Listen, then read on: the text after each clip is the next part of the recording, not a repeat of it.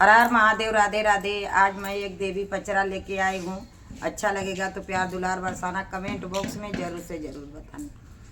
लाली लाली डोलिया पे बैठे दुर्गा मैया, ओ सिंगरवा कही के ना, ओ सिंगरवा कही के ना, मैया चाले नाई हरवा, हो सिंगरवा कही के ना, मैया मोरी चाले नाई हरवा, हो सिंगरवा कही के ना।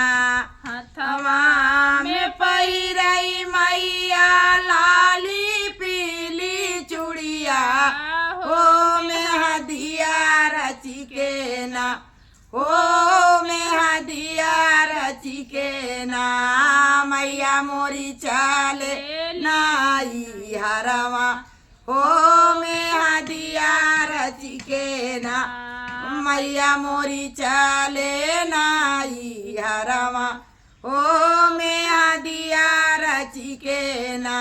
लाली लाली डोलिया में बैठई दुर्गा मैया, हो सिंगरवा कही के ना, हो सिंगरवा कही के ना, मैया मोरी चाले नाई हरवा, हो सिंगरवा कही के ना, मैया मोरी चाले नाई हरवा, हो सिंगरवा कही के ना।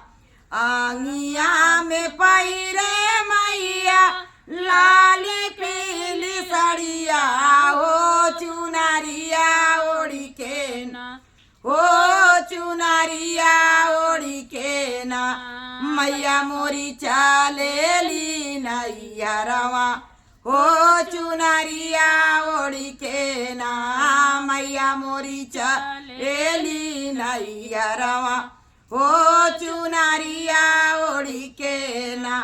लाली लाली डोलिया में बैठे दुर्गा मैया, हो सिंगरवा कही के ना, हो सिंगरवा कही के ना, मैया मोरी चाले ली नई हरवा, हो सिंगरवा कही के ना, मैया मोरी चाले ली नई हरवा, हो सिंगरवा कही के ना, मैया मोरी चाले ली नई हरवा, हो सिंगरवा कही के ना। पाऊआ में पहिनई मैया पावा पाया जनिया, हो बिछुआवा पहिनई ना, मैया मोरी ले मैया मोरी देई के महावर, हो नैहरवा जई है ना, मैया मोरी देई के महावर, हो नैहरवा जई है ना।